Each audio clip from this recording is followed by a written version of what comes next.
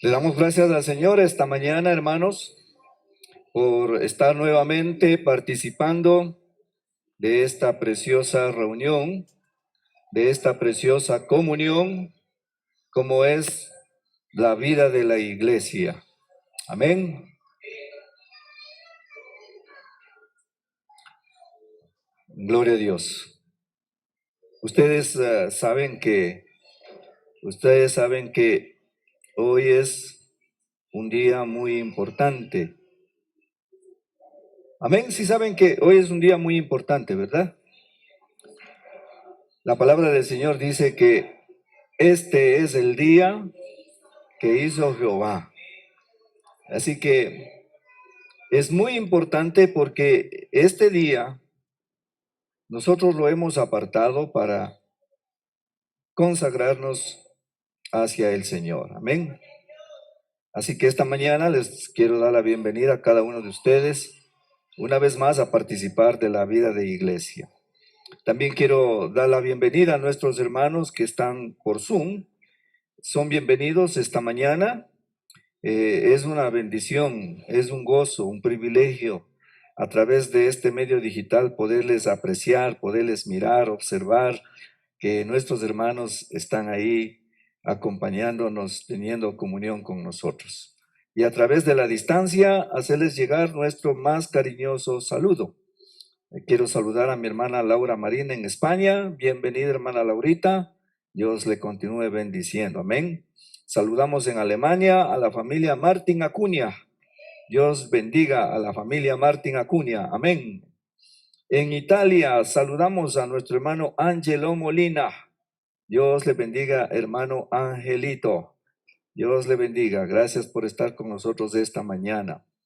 Y más cerca, ya un poquito más cerca, creo que en el Tena, la hermana Marisol.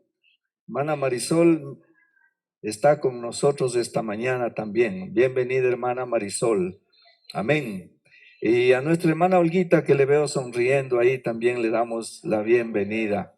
En estos días ella ha tenido que pasar una tribulación, pero qué bueno que veo que ya está con ánimo, con gozo. Y esta mañana se une a nosotros para participar de la comunión. Amén. Saludos para mi hermano Byron Cárdenas. Dios le bendiga, hermano Byron. Amén. Saludos también para hermana Marisol. Dios le bendiga, hermana Marisol. Saludos para nuestra hermana Daisy Bárcenes. También le amamos en Cristo. Para nuestro hermano Carlitos Solís. Dios le bendiga, hermano Carlitos. Amén.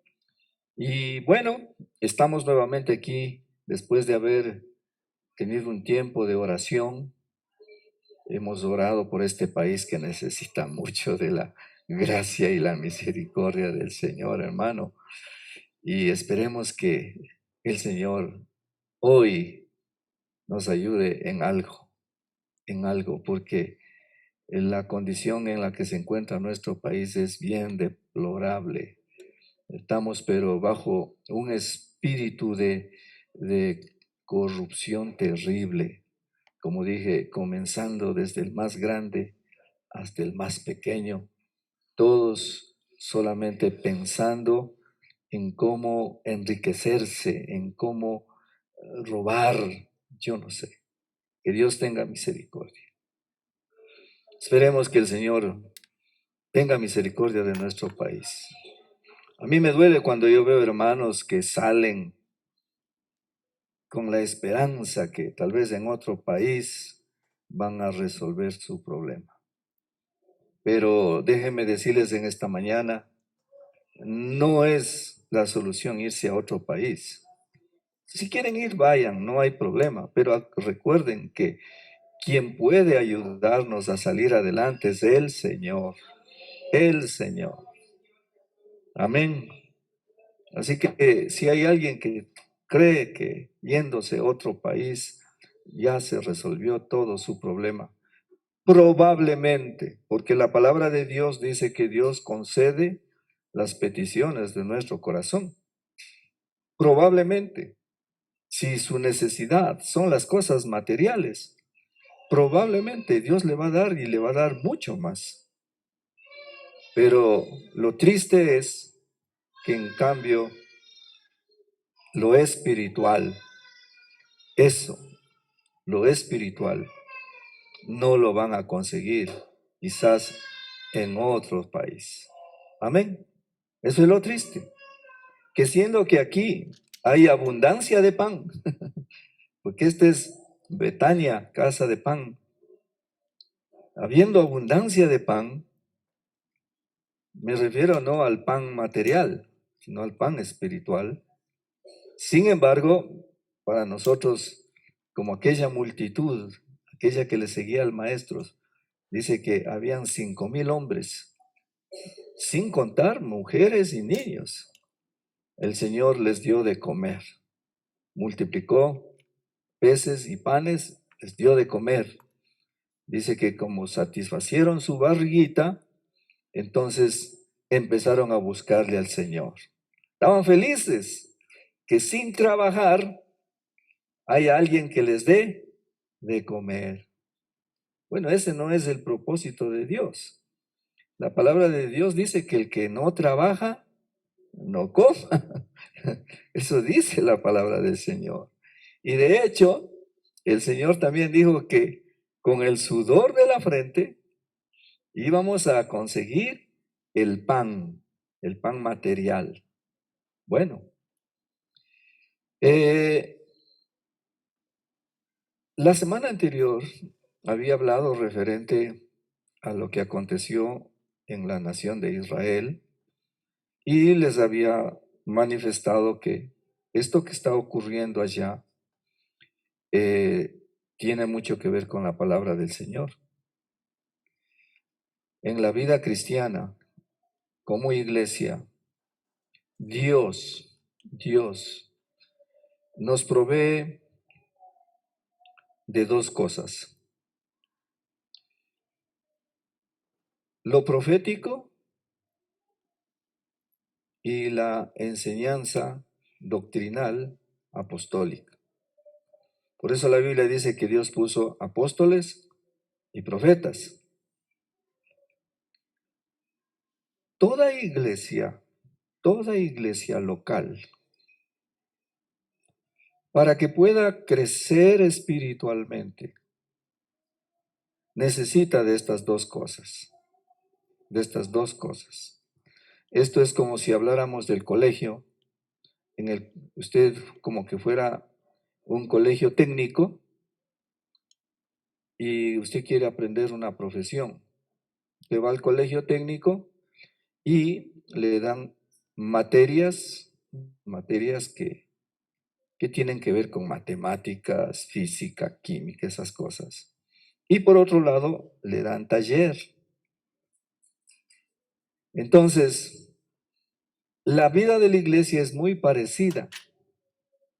Por un lado, nos da doctrina, o sea, palabra, enseñanza, doctrina.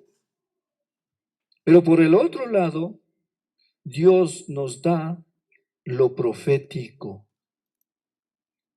La profecía es la visión, eso quiere decir profecía, visión, para que usted pueda ir dándose cuenta en el tiempo en que usted vive. Amén.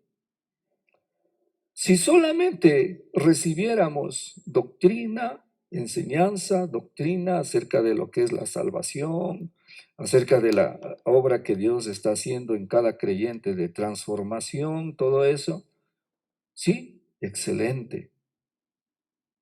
Pero Dios también, conociendo la condición de todos nosotros los seres humanos, y especialmente de los creyentes, Dios se preocupó de darnos visión, revelación acerca de los tiempos.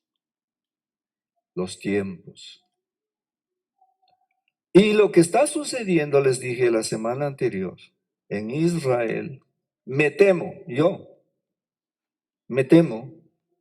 que tiene mucho que ver con lo que habíamos hablado acerca de las cosas que iban a suceder para que Cristo venga por segunda vez. Por segunda vez.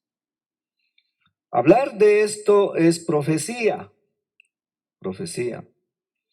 Hablar de lo que dice el apóstol Pablo en Primera de Corintios que estamos estudiando es doctrina. Doctrina. Entonces la doctrina nos alimenta, nos sustenta para entender cómo Dios en lo espiritual está trabajando, pero la visión, en cambio, es para que nosotros vayamos viendo cómo Dios, desde que Él comenzó la creación de los cielos y la tierra, Dios no ha dejado de moverse y Él a través del tiempo, Él ha estado actuando, obrando para lograr su propósito. Amén. Así que el propósito de Dios o el plan de Dios, el plan de Dios. ¿Cuál era el plan de Dios? Efesios nos dice que el plan de Dios es que Dios quería un hombre que tuviera su imagen, su semejanza y que este hombre fuera santo y sin mancha. O sea, un hombre glorioso. Porque cuando dice santo, yo les he explicado a ustedes, esa palabra santo se refiere a una naturaleza. Santo no es esa imagen que está ahí. No, no. Eso lo metió la Iglesia Católica y le hizo creer a la gente que eso es un santo. Pero de acuerdo a la palabra de Dios, santo se refiere a su naturaleza divina. Porque Dios es santo, santo, santo. O sea, está diciéndonos que Él, en su esencia, en su naturaleza, Él es santo. Y Dios quería que el hombre también fuera, ¿qué? Santo. Ahora, para que el hombre llegara a ser santo, eso no sería instantáneo así. Bueno, voy a hacer al hombre santo, ahí ya hecho el hombre santo. No, hemos aprendido que Dios, cuando Él crea las cosas, porque todas las cosas proceden de Él, por Él fueron creadas todas las cosas, pero esa palabra crear no es algo que aparece así, que Dios sopla y aparece, no, sino que Dios cuando crea algo, Él trabaja para producir algo de la nada, porque todo empieza en la nada. Amén. Y les he explicado aquí que para la gente, cuando escuchan la palabra nada, para la gente significa algo que no existe, ¿verdad? Te dice, no hay nada. Pero la Biblia nos explica que la nada es de donde procede todas las cosas. Y por eso cuando Dios dice que creó de la nada, no está diciendo que creó, o sea, apareció así. No, no, no. La nada es, podríamos decirlo así, la materia prima de donde proceden todas las cosas. De ahí, de acuerdo a la palabra de Dios en Colosenses, de ahí procedieron los cielos, la tierra, los ángeles, arcángeles, querubines, serafines y todo lo que Dios crea. ¿Procede de dónde? de la nada. Ahora, pero eso no es instantáneo, eso es algo progresivo. O sea que Dios, por ejemplo, cuando estudiamos en el libro de Génesis acerca de lo que habla de la creación y la restauración, Dios ahí nos está diciendo que Él siempre en el tiempo está trabajando. Y por eso dice en el primer día, en el segundo día, en el tercer día, en el cuarto día, en el quinto día. O sea, está hablando de qué? De tiempo, de tiempo. Amén. ¿Están despiertos los hermanos? Amén. ¿O están pensando quién ganará? Olvídese de eso, hermano. Gane quien gane. Ahora, para llevarle Dios al hombre a que sea santo y sin mancha, ese es un proceso en el tiempo es un proceso, y a ese proceso nosotros le conocemos como días, o sea, días es tiempo. Pedro dice que para Dios 1000 años es un día, o sea, 1000 años. De acuerdo a la Biblia, yo quiero que ustedes lo entiendan esto. La Biblia, para hablar de la creación, solamente ocupa un versículo. Génesis 1:1. Amén. Y para explicar ese versículo 1:1, Colosenses ocupa creo que unos 4 versículos. Génesis 1:1, hablando de la creación, dice, en el principio creó Dios los cielos y la tierra. Ese versículo encierra todo lo que Dios creó. Ese versículo habla de creación. Los versículos posteriores ya no hablan de creación, sino hablan de una restauración,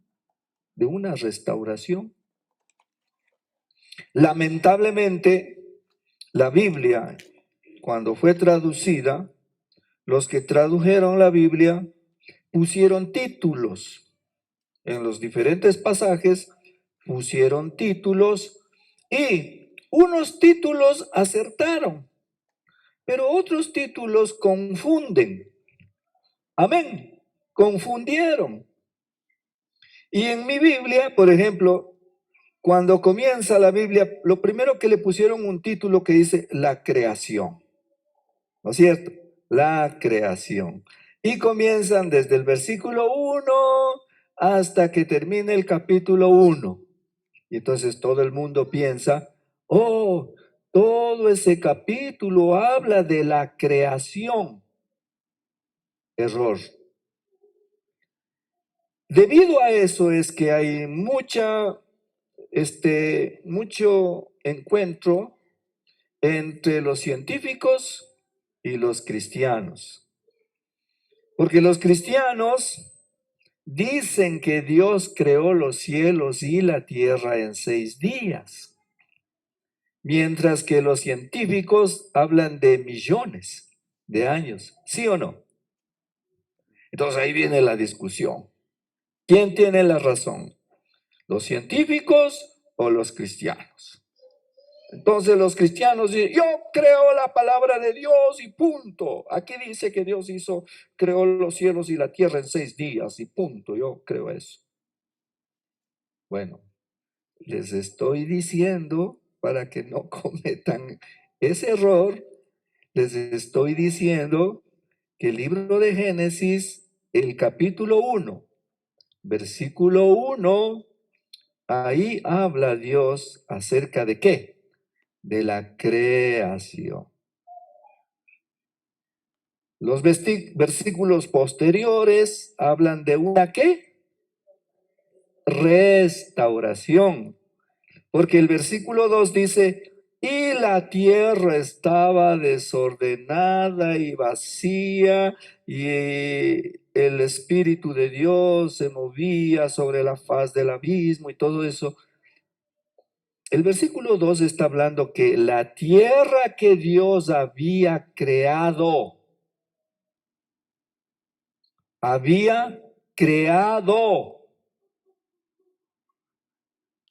esa tierra llegó a un estado deplorable. Y ahí viene el problema para los cristianos. ¿Qué fue lo que pasó? ¿Por qué la tierra llegó a ese estado deplorable? La tierra estaba desordenada, vacía y esto, ¿no? Entonces, hay pasajes en la Biblia, son ventanitas que Dios puso en la Biblia para hacernos ver que entre la restauración y el versículo 1 que dice que Dios creó y que la tierra llegó a esa condición, dice que Dios había hecho otras creaciones en ese espacio. De entre el versículo 1 y el versículo 2, Dios había hecho otras creaciones. Hay unas ventanitas. Si usted no lee la Biblia, nunca va a encontrar esas ventanitas. Y esas ventanitas son las que nos ayudan o sea, a que usted mira por ahí con chulla ojo, mira por esa ventanita, y usted alcanza a ver ahí que en verdad Dios antes de que dijera hagamos a Adán y a Eva, antes de eso, Dios hizo otras creaciones. Amén. Y que en esas creaciones antes, ¿a quién puso Dios a gobernar? A gobernar. ¿A quién cree usted que le puso Dios a gobernar esas creaciones? ¿Ah? Al chamuco.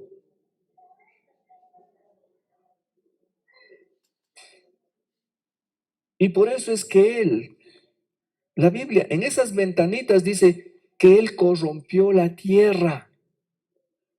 O sea, esas creaciones, él las corrompió. Y por eso él dijo, me levantaré y subiré al cielo, porque él era el rey, el que gobernaba. Dios le puso a que él administrara esas creaciones. Pero él terminó corrompiendo. Y cuando él subió al cielo a querer sentarse en el trono de Dios, Dios, dice, echado eres por tierra. Dios lo arrojó, o sea, él no alcanzaba a entender el poder de Dios. Le echado eres por tierra, le echó acá. En el tiempo que estuvo allá arriba dice que contaminó la tercera parte de los ángeles. Y entonces, este planeta, por causa de ese individuo, fue juzgado y quedó desordenado y vacío. Sin propósito, quiere decir. Y así pasó miles de años hasta que Dios se acordó que él tenía un plan. ¿Cuál era el plan? De que él quiere tener un ¿qué? Un hombre glorioso, un hombre a la imagen y semejanza de Dios, que sea santo y sin mancha. Entonces, ahora viene la restauración. Amén. Yo estoy compartiendo algo nomás así de los que, bueno, si usted lee la Biblia me entenderá, si no, bueno. Así que el resto de los versículos hablan de esa restauración Y esa es una sombra, es una figura de lo que sucede con el hombre, ahora nosotros. O sea, esta creación, la creación de Adán. Cuando usted entiende los 6 días de restauración, es para que usted entienda lo mismo, los 6 días que Dios ha venido trabajando en el hombre para restaurarnos. ¿Restaurarnos para qué? Para el séptimo día. Porque 7 días, 7 días son una ¿qué? Semana. ¿Cuántos días tiene la semana? Sí le enseñaron eso en la escuelita, ¿verdad? A mí me enseñaron que la semana tiene ¿qué? 7 días. 7 días. Y entonces dijo Dios que él iba a trabajar 6 días.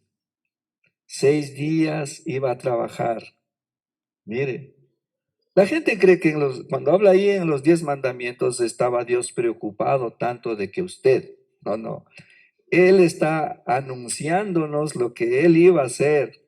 Dice que él iba a trabajar 6 días y que haría toda la obra, pero que en el séptimo día, ese día dejaría de hacer, ya no trabajaría. ¿Sí o no? Pues lo que nos estaba hablando era en que cronológicamente,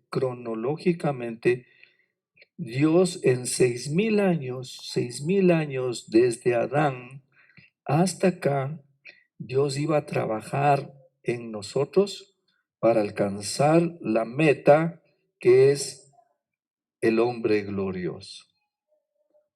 Cuando usted ve los 6 días de la creación y al final ahí ve a Adán, Dios le muestra a Adán como un hombre glorioso, que él ya no tenía pecado, él no tenía pecado. Él podía relacionarse con el mundo espiritual, ese mundo que nosotros hoy no vemos, él podía ver. Él veía a los ángeles, arcángeles, él podía ver todo eso. Y él podía ver también lo natural. Eso es ser glorioso. Cuando hablamos de que nosotros seremos gloriosos, estamos diciendo que vamos a volver a esa posición. Porque nosotros dice la Biblia, vamos a reinar aún sobre los ángeles. ¿Quiénes son los ángeles? Son seres que no los vemos. Sobre esos principados, sobre esas potestades, sobre todos ellos vamos a reinar, ¿sí o no? ¿Y cómo va a reinar sobre ellos si no los ve? No, pero cuando seamos gloriosos, ahora sí, usted va a poder ver ese mundo que hoy usted cree que no existe porque no lo ve. Porque ese es el problema, que la mayoría de los creyentes, la mayoría, creen que ese mundo no existe. Creen que es un cuento. Alguien se inventó ese cuento. Pero lo que la palabra de Dios quiere que entendamos es que cuando el hombre pecó, la Biblia dice, entró el pecado y la muerte. Cuando el hombre pecó, ¿qué pasó? El pecado. Por medio de la muerte, cuando entró, quedamos ciegos. Pero no ciegos de ver las cosas de este lado, sino ciegos del otro lado, o sea, de ver las cosas del otro lado. Desde ahí el hombre ya no puede ver el otro lado. ¿Entendieron, hermanos? Y por eso Pablo dice, hermanos, no quiero que ustedes ignoren que hay un mundo espiritual de seres espirituales caídos, principados, potestades, gobernadores de las tinieblas. Es decir, que aquí mismo, en donde nosotros estamos, hay otro mundo que se cruza, así se cruza. y que ellos tienen la capacidad, ellos, no nosotros, ellos tienen la capacidad de interferir con este mundo de acá. Por eso es que hay endemoniados.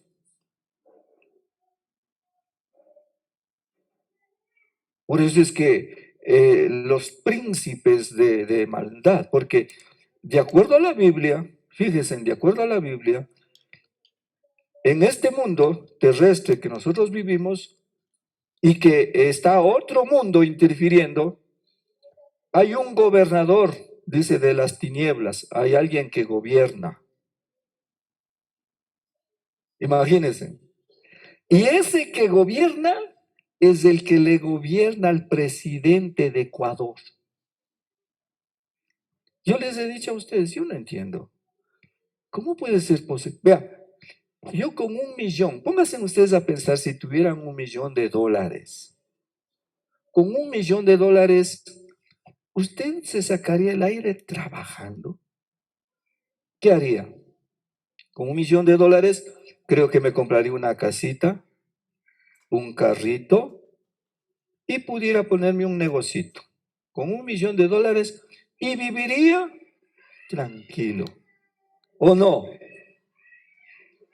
¿O no? Con 1 milloncito, creo yo que yo ya le tendría hecho el asunto. Yo creo que ya tendría arreglado mi situación ya. Pero ¿qué haría si tuviera 10 milloncitos? Con 10 milloncitos, yo creo que hasta le daría trabajo a la gente. Pondría unos negocitos y vengan a trabajar, hermanitos, vengan a trabajar. ¿O no?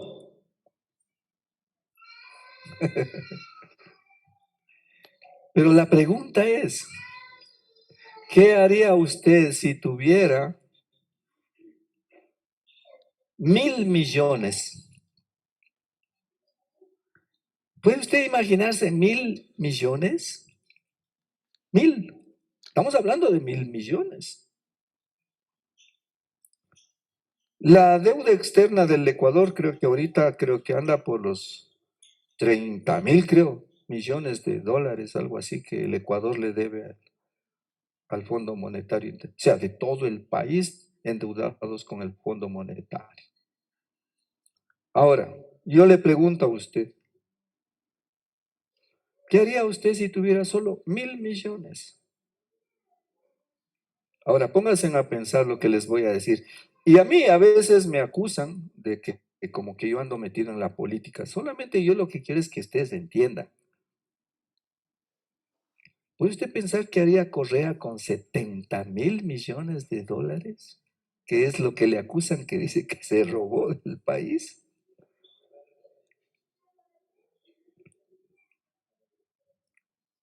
No le están acusando de que se robó. Aunque aquí le hicieron un juicio, fíjense, aquí le hicieron un juicio. Y ese juicio creo era que por $10.000, algo así era. ¿Qué le hicieron un juicio? Y no le pudieron comprobar porque él había pagado, había hecho un préstamo en el banco, ni sé qué, y en verdad había hecho un préstamo. Y le acusaban que no había pagado, pero por ahí salieron ya los recibos y asomó que sí había pagado. Él dijo, no, yo ya pagué eso. Y asomaron los recibos y sí había pagado. Como no le pudieron encontrar, o sea, el billete, por ahí cogieron a una persona y le dijeron que escribe en un cuaderno que por ahí alguien le dio tanto, alguien le dio tanto, alguien le dio tanto, alguien le dio tanto, y en base a eso le hicieron un juicio y le expulsaron del país. Pero ¿y qué pasó con el resto del billete? O sea, entonces todo el mundo dice, 70.000 millones de dólares se llevó. Yo con 70.000 millones de dólares, ¿qué haría? Usted pensar. Para hablar, a veces para hablar. Nosotros como cristianos para hablar. deberíamos tener mucho cuidado. Porque yo escucho a creyentes, a cristianos hablar, el presidente Correa se llevó 70.000 millones, es un ladrón, y me dicen que ha ido a poner en el Banco del Vaticano. ¿Será tal vez para que su almita se salve? Por eso fue a poner en el Banco del Vaticano. Pero si yo cojo el billete, ¿ha de ser para qué? Para yo vivir, para invertir, qué sé yo, pues sí o no. Entonces, ese es el problema, que en el mundo, ese mundo caído interfiere con este mundo de acá. Y es verdad, eso hace que la gente caiga en el problema de lo que conocemos como corrupción. Si usted es un líder que está arriba, mientras más grande es, más corrupto es. Porque hasta los chiquitos. Yo me acuerdo que el hermano Imitián, miren lo que dijo el hermano Imitián. El hermano Imitián dijo, si tú trabajas en una escuela, eres profesora, el gobierno te da a ti los útiles para que trabajes y des clases. Pero ¿qué pasa si tú te llevas una tiza? ¿Cuánto vale una tiza? ¿Cuánto vale una tiza? 10 centavos. Como te dan la caja de tizas para que trabajes ahí, tú te llevas una tiza. ¿Qué son 10 centavos? Tú piensas que es 10 centavos, no es nada. Pero eso que tú estás haciendo, ¿cómo se llama eso? Estás robando. Si tú te llevas una hoja de papel que no es tuyo, te dieron para que trabajes, pero cogiste esa hoja de papel y te llevaste. ¿Cuánto vale una hoja de papel? Creo que 2 centavos. Eso, en alguna medida, se llama ¿qué? Corrupción. Corrupción.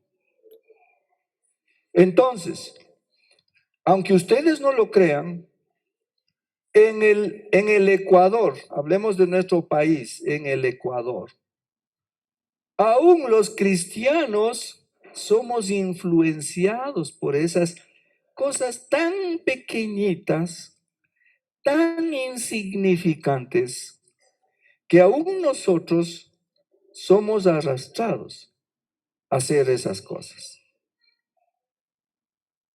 ¿Usted quiere que haya cambio en el país? ¿Cómo podemos cambiar el país?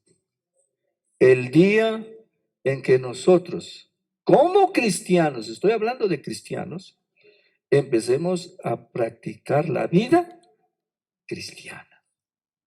Cuando usted empiece a respetar que esa cosita que está ahí, que aparentemente no cuesta mucho, y usted respete eso y sepa que eso es ajeno, el país va a cambiar. El país va a cambiar. Cuando usted como cristiano también empiece a dejar de hablar, de juzgar y de criticar, el país va a cambiar. Pero si no, estamos igual que los demás. Creo que en el Facebook, en el TikTok, no sé, un cura dijo, un cura dijo, es triste, dice, es triste que los cristianos, cuando se trata de elegir autoridades y de buscar, dice, los cristianos votamos como impíos, como esperamos que el país cambie. ¿Por qué? Porque aún nosotros no tenemos esa diferencia entre lo que es ser cristiano y lo que es un impío. Ese es el problema. No hay esa diferencia. Yo les dije, ¿qué tal? Yo me pongo un negocio. Me voy a poner un negocio ¿de qué? A ver, hablemos de un negocio ¿de qué? De zapatos. Muy bien, un negocio de zapatos. A ver, ¿cuántos quieren trabajar para mí? 1, 2, 3, 4, 10 hermanos de aquí de esta congregación vienen a trabajar conmigo.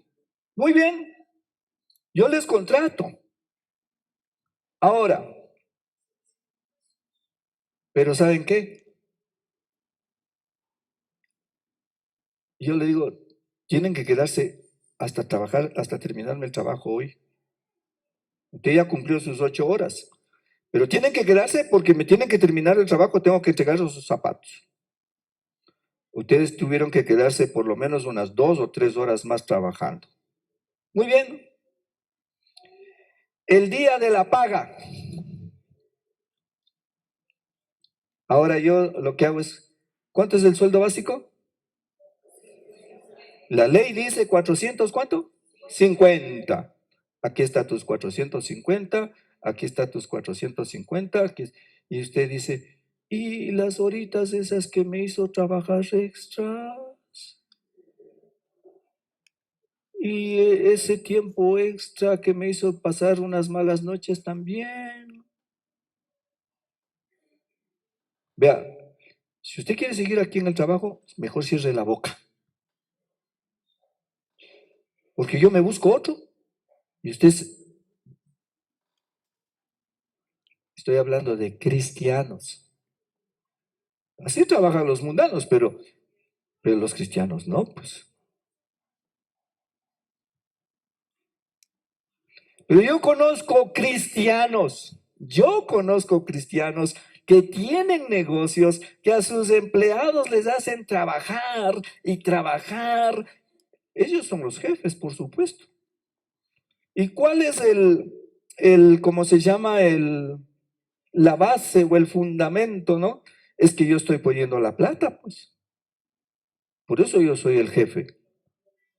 Y los jefes tratan a sus empleados, y muchas veces los cristianos tratan peor que los mundanos. Pero somos cristianos. Venimos aquí, cantamos, alabamos, bendecimos el nombre del Señor. Aleluya, gloria a Dios. Voy al reino. ¿Vas al reino, hermano? ¿Tú crees que Cristo te va a poner a reinar? El día en que tú cambies, o sea, ¿quieres que cambie el Ecuador? El día en que tú cambies. Y bueno, hermanito, tú te esforzaste, trabajaste unas horitas más, ten unos dolaritos más. El mundo, o mejor dicho, el Ecuador va a ser diferente. Y lo poco que tú ganes, Dios te va a bendecir. Porque lo mucho que ganes a base del trabajo, del esfuerzo, de lo que hacen los demás, y tú te aprovechas de eso y te enriqueces. Y lo mucho que llegues a tener, ahí no hay bendición. Por eso digo, queremos que el Ecuador cambie. El cambio va a empezar por cada uno de nosotros. Y cuando tú dejes de pensar en ti, porque una persona que hace eso es porque está pensando solo en él. A él no le interesa el sufrimiento de los demás. Él no piensa, y ese pobrecito con 450 le alcanzará para pagar la renta, para la comida, para pagar luz, agua. ¿Cómo le hará para cuando sus hijos se enferman? ¿Cómo le hará? Tú no piensas así. Tú lo que estás pensando es, la ley me dice a mí 450, aquí están los 450 y ya, yo cumplí, estoy bien delante de Dios. Falso, falso, porque tú eres cristiano, tú no eres mundano. Los mundanos pueden hacer eso porque en ellos no está el Espíritu de Dios. Nosotros como cristianos, ¿qué deberíamos hacer? No pensar en que, oh, él 450 y yo me estoy cogiendo 5,000. Estoy ganando 5,000. Oh, me fue bien en este negocio. vendí 500 pares de zapatos, me gané $5,000 y a mi empleado le doy 450, pero yo me gané, ¿cuánto? $4,500. Aleluya, gracias. ¿Cómo no voy a saltar? ¿Cómo no voy a danzar si me acabo de ganar $4,500? Pues creyendo que por darle los 450, ¿crees tú que Dios te va a poner a ti a reinar en el reino? Imposible, imposible. Pero si tú eres justo y él trabajó unas horitas extras, se esforzó, sí, le voy a dar unos $300. Ten, hijo, $300 más. Ese empleado te va a rendir más, va a estar contento, va a estar bendecido y Dios te va a bendecir. ¿Por qué? Porque el salario que dice el gobierno es un salario injusto. Dice que la canasta básica, eso dicen los que hacen los análisis y todo eso, dicen que la canasta básica está creo que por cerca de los $800. O sea que una persona ganando $800 estaría, vea, en la línea,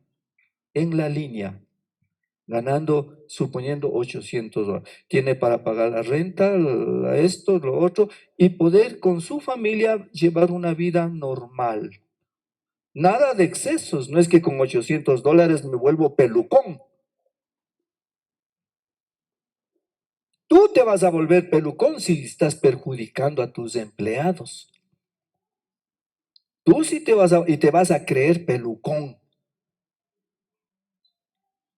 Sí, porque hay hermanos que llegan a tener un negocito, una empresa, y ya son pelucones, y ya ellos piensan como pelucones. Imagínense. Yo me pongo a pensar, ustedes que tienen hijos y que ganando los 450, la única opción que les queda es a sus hijos mandarle a la escuela del gobierno que no cuesta nada. ¿Qué pasaría si viene un gobierno que dice que tienes que pagar las pensiones, que tienes que pagar matrículas y todo eso? Y tú 450, pero tienes que pagar todo esto. ¿Qué pasaría? Bueno, como eres cristiano, tendrás que decir gracias, Señor, pues, ¿no? Aleluya, gloria a Dios, gracias, Señor. Y tendrás que ir pensando seriamente, a lo mejor irte a España, a Estados Unidos, yo no sé, o al Perú o a otro país, porque así la gente no creo que pueda vivir en esas condiciones, pues. Pero ¿a qué se debe todo eso? A que nosotros no pensamos como cristianos, sino como impíos.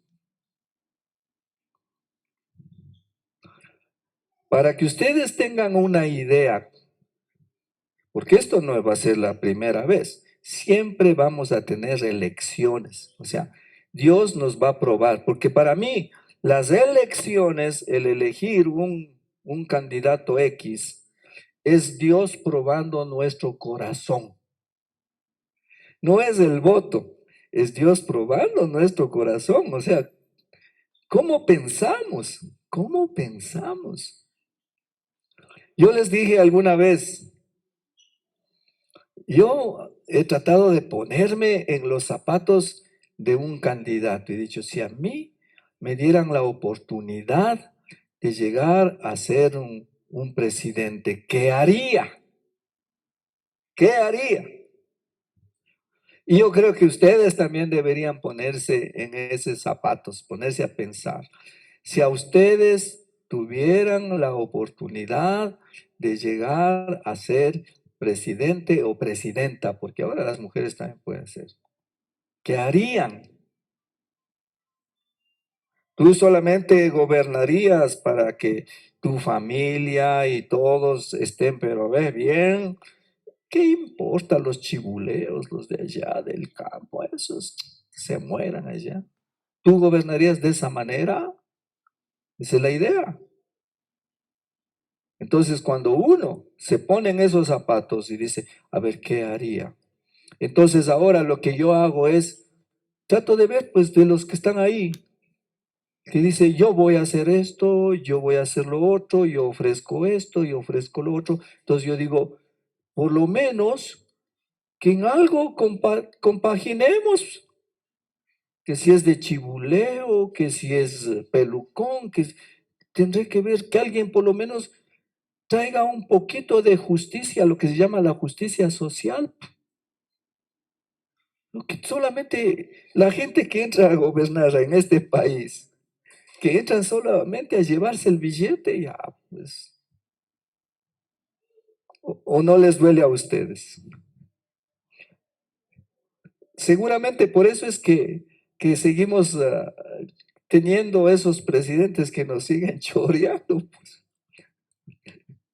porque como no nos duele, ¿será que Dios todavía espera que lleguemos, pero a tocar? ¿Quién sabe para que reaccionemos? No sé. Muchos a veces pensamos, ¿no? Yo he dicho, no es que la solución está en los líderes, en los presidentes. Yo sigo creyendo que la solución está en nosotros los cristianos. El día en que de verdad nosotros querramos agradar a Dios viviendo la vida cristiana, yo creo que eso va a ser diferente. Aquí en Ambato habemos, imagínense cuántas iglesias sabemos. Y todos si pudiéramos vivir como cristianos, la gente querría ser cristiana. Pero aquí en Ambato hay cientos, miles de cristianos viviendo como impíos. Entonces, ¿cuál es la diferencia? ¿Cuál es la diferencia? Porque el que tiene negocio trata a sus empleados igual que el impío trata a sus empleados. El que tiene negocio para vender, vende mintiendo, estafando, engañando. El que trabaja en una institución pública se lleva las cosas de ahí. Entonces, ¿qué esperamos? La corrupción. Claro que la corrupción, como son los líderes, los que están allá arriba, se ve. Pero ¿y la de aquí abajo? ¿Y la de aquí abajo? Esa ya no se ve, pues, ¿no? Como es cositas chiquitas así. Eso no se ve. Qué pena. Que Dios tenga misericordia, porque en nuestro país, vuelvo a decir, ese espíritu de corrupción está desde el más grande hasta el más chiquito. Amén, hermanos. ¿Sí? Y tan hundidos estamos que ahora lo que nos gobierna son los carteles de la droga. Imagínense, tan hundidos estamos que lo que gobierna en este país son los carteles de la droga y no hay solución, pues. No hay solución. Cualquier gobierno que entre, yo no sé cómo le vaya a hacer. Solamente que se arme una guerra.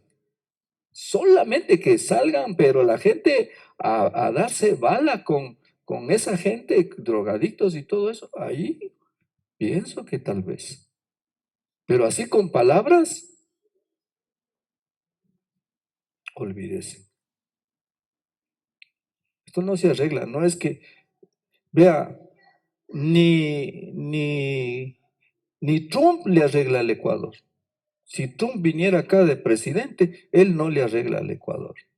Porque la corrupción está metida en la policía, que son los que deberían, en el ejército. Así funciona. Que Dios tenga misericordia. Amén. Ahora,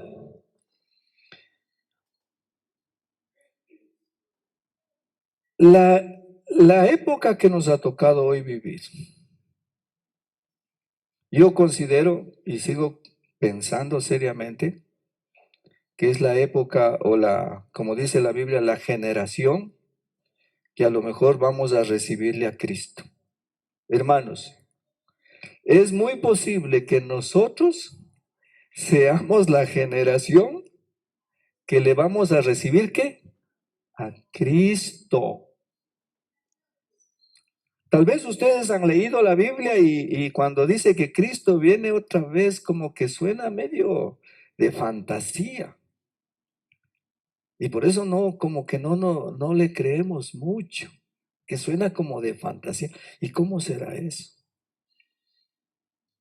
Pero yo sigo convencido que creo que esta es la generación que vamos a recibirle a Cristo por segunda vez. ¿Ustedes han estado viendo las noticias de esta semana? ¿Mm? ¿Estuvieron viendo o no? ¿Ah? ¿O a ustedes no les interesa? Ah, ya que pase lo que pase.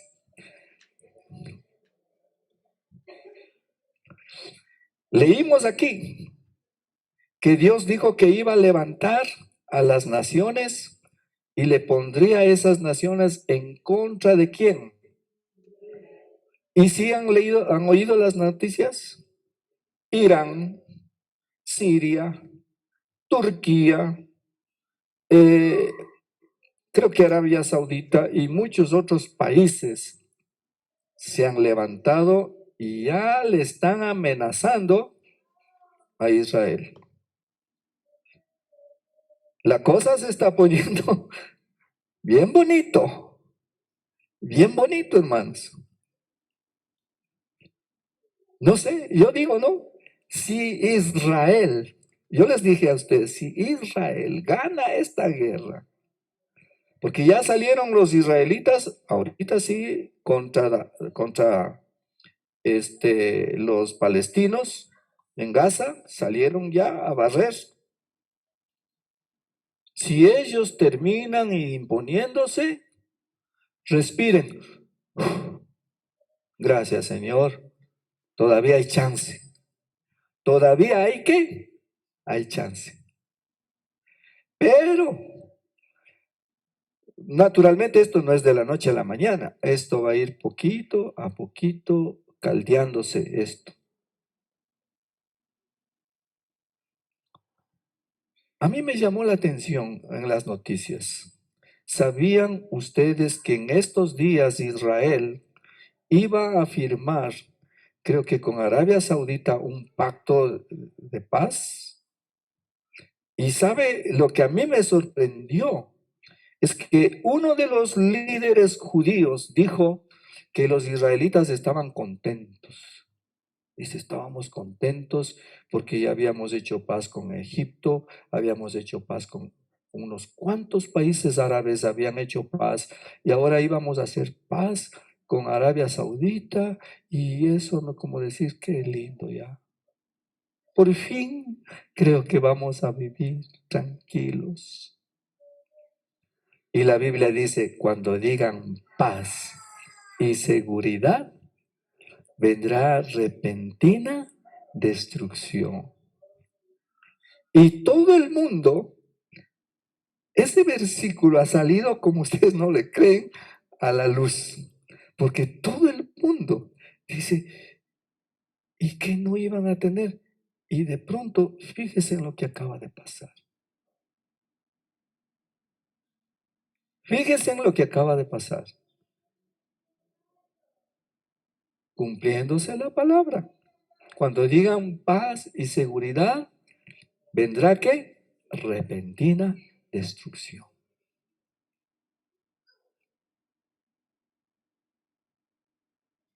Otra cosa, algo que nosotros, o sea, a veces eso digo, acuérdense que la palabra de Dios dice, cuando veáis que la higuera, ¿quién es la higuera? Dios compara a la nación de Israel con un árbol de higos. Y dice, cuando veáis que la higuera, sus ramas están ya verdecitas, es porque ha llegado el tiempo y ahora sí, o sea, son señales. La higuera es Israel, la higuera reverdeció. ¿Qué significa eso? Que desde que Israel se estableció como nación en el año 48, de ahí para acá, todo el mundo hablaba del milagro de los israelitas que hicieron que toda esa tierra se volviera verde a base de esos sistemas de irrigación. Hay un sistema de irrigación que es computarizado, que es por goteo, exacto, que ellos ya saben cuántas gotitas de agua tiene que recibir la plantita. Porque no, aquí nosotros mandamos todo el chifón de agua. Aquí, sí, yo vivía en el campo. Y cuando nos tocaba la hora de agua, abríamos el óvalo que salía una sequía de agua y metíamos en el terreno y a veces iba tumbando los guachos que llamábamos, iba por ahí, metíamos todo el chifón de agua ahí. Teníamos agua demasiado. Allá no. Allá, por base de gotitas, por eso es por goteo, gotita a cada plantita, una gotita a tal hora, vea. Lograron hacer que todo el desierto se vuelva tierra fértil. Cuando veáis que la higuera ha reverdecido, sabed que el verano está cerca. O es otra señal. Todo el mundo andaba hablando de Israel, y Israel esto, Israel lo otro, sí. Señales. ¿Qué pasó ayer? ¿Ah? ¿Hubo un qué? Hubo un eclipse. ¿Qué dice la palabra del Señor? Señales en los cielos. No es coincidencia. La semana de la guerra el eclipse, más allácito hubo un terremoto terrible. ¿Leyeron o no? Ustedes no ven noticias. Yo no sé para qué compran televisor. Ustedes compran televisor solamente para andar viendo las novelas. Ay, sí, pobrecito. Llorando ahí viendo la novela. Vean las noticias, pero no las noticias de aquí del Ecuador. Te prenden ahí Ecuavisa, Teleamazonas. Ay, ¿de qué le hablan ahí? Del choro que salió allá en el mercado de allá, del mercado sur, y que le choreó una más. De eso, todos los días están en lo mismo. Esas noticias le dan. Vea, infórmese un poquito. Ya no vivimos en un huequito, hermanos. Gracias a la tecnología, ahora usted puede informarse de lo que está sucediendo en el mundo. Y si usted, como le dije, usted quiere entender la profecía, pues todo lo que está sucediendo está aquí en la palabra del Señor. Terremoto, al ladito, vea, ahí hubo la guerra de Israel, viene el eclipse y el mismo día, ayer que hubo un terremoto. Ya habían más de 4,000 muertos por Afganistán. Pero los cristianos siguen dormidos. Los creyentes siguen dormidos.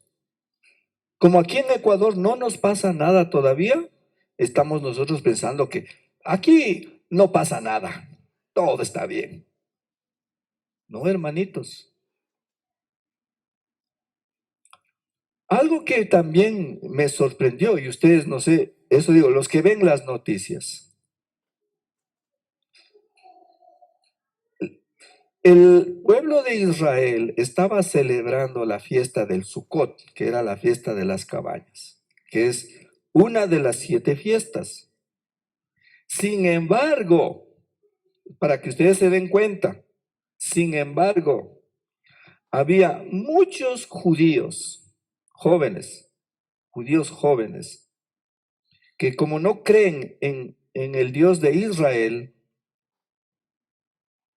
pero ellos sí creen en que en el mundo tiene que haber la paz, amor y paz. Esos jóvenes judíos mezclados con otros de otras naciones, habían gringos, habían chilenos, habían mexicanos, un montón de jóvenes se reunieron y en el día en que debían celebrarle fiesta a Jehová, empezaron a celebrar una fiesta pagana. Ahí dentro de la nación de Israel, cuando todo el mundo estaba celebrando fiesta a Jehová, ellos se reunieron. A mí qué me importa eso, ya es religiosos. Gran discoteca en el desierto. Gran discoteca en el desierto. Según ellos, celebrando la paz. ¿Saben quiénes fueron los primeros en marchar? Marcharon como 300 o 400 de esos jóvenes. Entraron los de Hamas. A la entradita estaban. Quiten de aquí. Pa, pa, pa, pa, pa. Fueron matando como 300, 400. Ahí estaban llorando. Ahí salen llorando. Ay, no sé por qué sería, pero me logré salvar. Gente pagana. No tienen temor de Dios. Esa es una señal para que entendamos que si el pueblo judío, que es el pueblo de Dios, para que ustedes se den cuenta, porque todo el mundo cree que decir Israel, resulta que todos los israelitas aman a Dios. Falso. En este tiempo, hay tanto israelita pagano. Esa es una señal de cómo está la iglesia, porque acuérdense que esa es la sombra, esta es la realidad. Igual que en la nación de Israel hay gente pagana celebrando fiestas de abominables y todo eso, así también en el pueblo de Dios. Hay tanto cristiano, hay muchos jóvenes cristianos dedicados a la buena vida. Mundanos. Y así como les llegó el juicio a esos jóvenes ahí, tienen que ir entendiendo que los jóvenes mundanos de la iglesia también viene el juicio. Si allá pasó eso, por acá también, porque es la sombra y la realidad. Por esa razón, hermanos, una vez más, a mí me preocupa esto. Yo, aunque ustedes no lo crean, yo ando preocupado. Porque nosotros como iglesia, tenemos que entender que ha llegado la hora de los exámenes. Eso quiere decir. ¿Se acuerdan ustedes cuando estábamos en la escuela, en el colegio, y ya nos decían, la próxima semana exámenes? Bueno, si tú estudias, si tú te preparas, vas a dar un buen examen. Pero si tú piensas, ay, no pasa nada, el rato que estés en el examen vas a reprobar. Y ustedes deben darle gracias a Dios, porque todas esas cosas que están sucediendo es para nosotros. Un anuncio. Es un anuncio para que tú te prepares para el examen, porque el examen viene. Hermanos, en la economía de Dios, hemos aprendido aquí, Dios en el Antiguo Testamento trataba con dos clases de gente o de personas. El pueblo de Dios y los impíos. Esos eran los dos pueblos. El pueblo de Dios, que era Israel, a los impíos se les llamaba gentiles. Eso era todo. Dos pueblos. Los gentiles, o sea, los mundanos, y los israelitas, o sea, el pueblo de Dios. Desde Génesis hasta Mateo, hasta cuando comienza Mateo, Dios trató toda esa edad con dos grupos de gente. Pero desde que vino Cristo, Él establece la iglesia y aparece un nuevo pueblo, una nueva nación. Esa nueva nación es la iglesia, los creyentes en Cristo.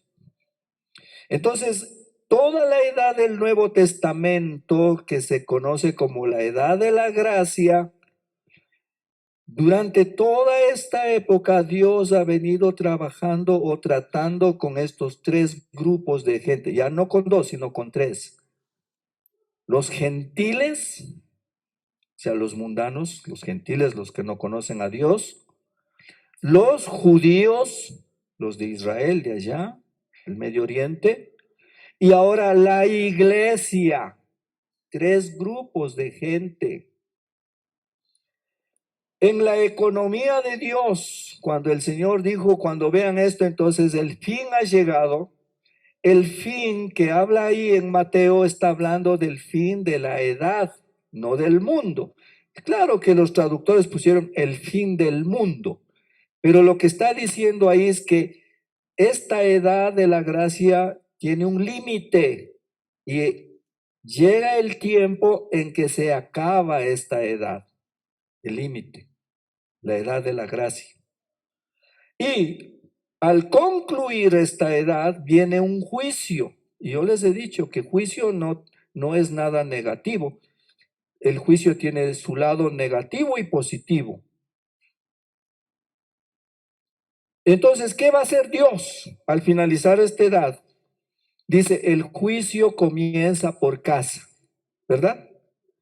Si ya esto que está pasando allá en Israel ya es el juicio, significa que ellos van a perder la guerra, pero también el juicio comienza por casa, significa que Dios va a trabajar ahora el juicio con la iglesia. Ahora la iglesia, porque nosotros somos la casa. Si ya comenzó allá, ahora nos toca, el turno es para nosotros, el juicio. Ese juicio es para determinar de los creyentes quiénes son los que van a ser los santos y sin mancha y que van a reinar con Cristo de aquí a no mucho tiempo. Van a reinar. Fíjense de lo que estamos hablando.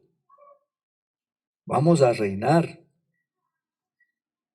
Y el juicio, la Biblia habla del juicio a las naciones. Las naciones son los gentiles, los mundanos. Entonces Dios tendrá que juzgar a Israel, a la iglesia y a los mundanos. El juicio a Israel, si es que es esto que estamos viendo, ya comenzó. ¿Cómo va a terminar? Los árabes poniéndole el pie en el pescuezo a los ¿qué? A los judíos, a los israelitas. Así termina. Leímos la semana anterior. Ahí es cuando gritarán, Señor, ayuda. Y ahí viene el Señor a librarles. El juicio a la iglesia. Aquí sí no va a haber quien te libre, hermano. Porque en ese juicio, para juzgarnos a nosotros, Pablo habla que seremos arrebatados hasta el cielo, al tribunal de Cristo, y en el tribunal de Cristo, ahí en ese tribunal se determina quiénes son los que van a recibir ese cuerpo de luz. Y a ella se le ha concedido que se vista de lino fino, blanco y resplandeciente. Ese es el cuerpo glorioso. Ahí en el tribunal de Cristo van a recibir ese cuerpo glorioso. Y ellos vienen con el Señor ahora a juzgar a las naciones. O sea, Cristo y la iglesia vienen a juzgar a las naciones. Hoy Dios está juzgando ¿a quién? A Israel. Viene el arrebatamiento, subes al tribunal, eres juzgado. Ahí el pobrecito, este era un cristiano que vivía como mundano. A este hay que mandarle al lloro y al crujir de dientes para que te quiten lo mundano. Porque así no puedes recibir el cuerpo glorioso. Entonces, ahora tú, los que recibieron el cuerpo glorioso, vienen con Cristo. Y vienen el juicio a las naciones, yo les dije también aquí, era la tercera guerra, ¿qué? Mundial. ¿Por qué? Porque en la tercera guerra mundial, 2/3 partes de la tierra, una se queda. Entonces la iglesia con Cristo van a reinar sobre esa tercera que se queda. Y sobre los judíos. Amén, hermanos. Bueno, yo entiendo que tú eres cristiano, pero la pregunta sería, ¿de cuál eres? ¿Eres de los cristianos mundanos o eres de los cristianos vencedores? Sin embargo, mientras hay vida, hay esperanza. Hoy todavía puedes lavar tus ropas. Hoy todavía puedes limpiar, lavar las ropas. ¿Y quiénes son estos? Estos son los que lavaron sus ropas en la gran tribulación. Porque la gran tribulación, que ya vimos que era para los judíos. Y miren, a mí me sorprendió. Cuando yo leí aquí acerca de lo que dice ahí del juicio que venía a Israel, las mujeres violadas, van sus hijos a ser decapitados y todo. ¿Oyeron las noticias? Para mí, cuando yo leía ese versículo, ¿será? Hoy, pero somos gente civilizada. ¿Será? Dios mío, me quedé turulato, dicen, ¿no? Cuando vi la noticia de lo que hicieron estos árabes entrando en las casas de los israelitas.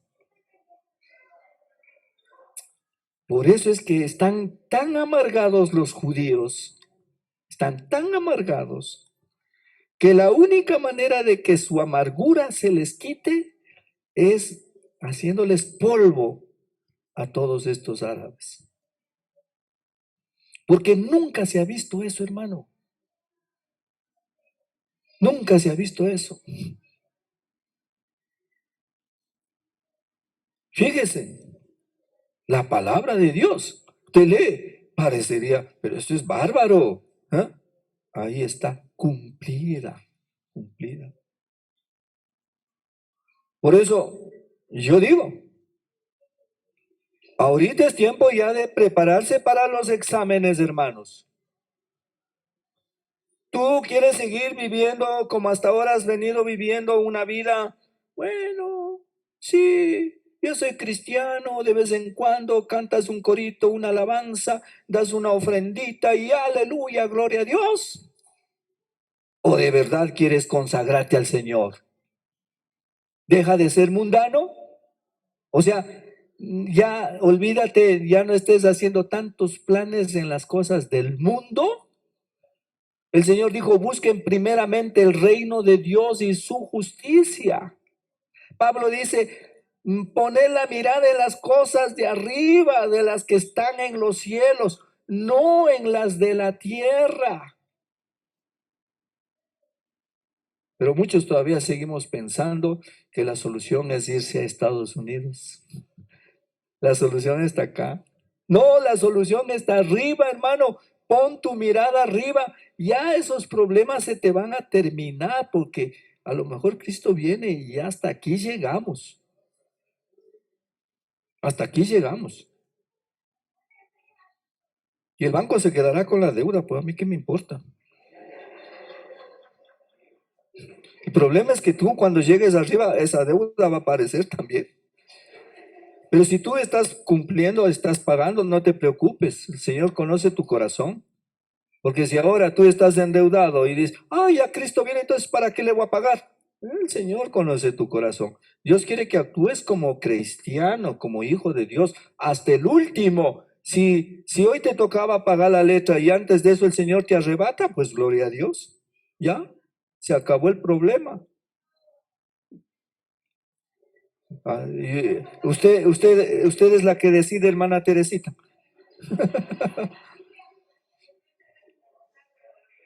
Los ladrones, los ladrones, los ladrones. ¿Sí?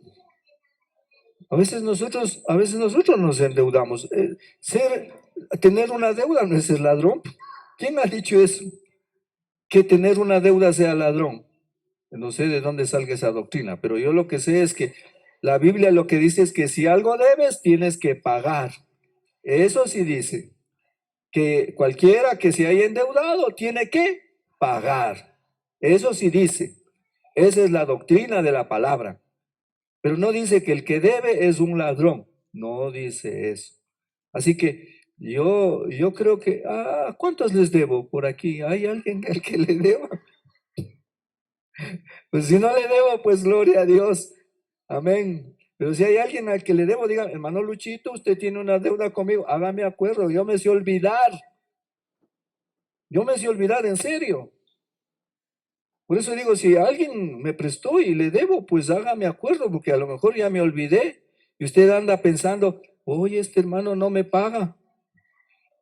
Bueno, hermanos, yo hubiera querido esta mañana poder continuar con el estudio de Corintios. Sin embargo, les vuelvo a decir, ando preocupado.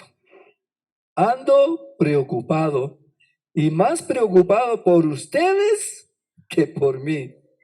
Porque muchos de ustedes no leen la Biblia, muchos de ustedes no estudian y entonces miran las cosas como que estuvieran viendo los toros de lejos. Bueno, eso está de lejos allá. No, hermano. Todas estas cosas, vimos un versículo, cuando veáis que todas estas cosas suceden, entonces erguíos, levantad vuestras cabezas, porque vuestra redención ha llegado. Vuestra redención ha llegado, Cristo. Les recuerdo que la venida de Cristo está más cerca que ayer. ¿Y a su nombre? Gloria a Dios. Amén. Dele una ofrenda de palmas al Señor.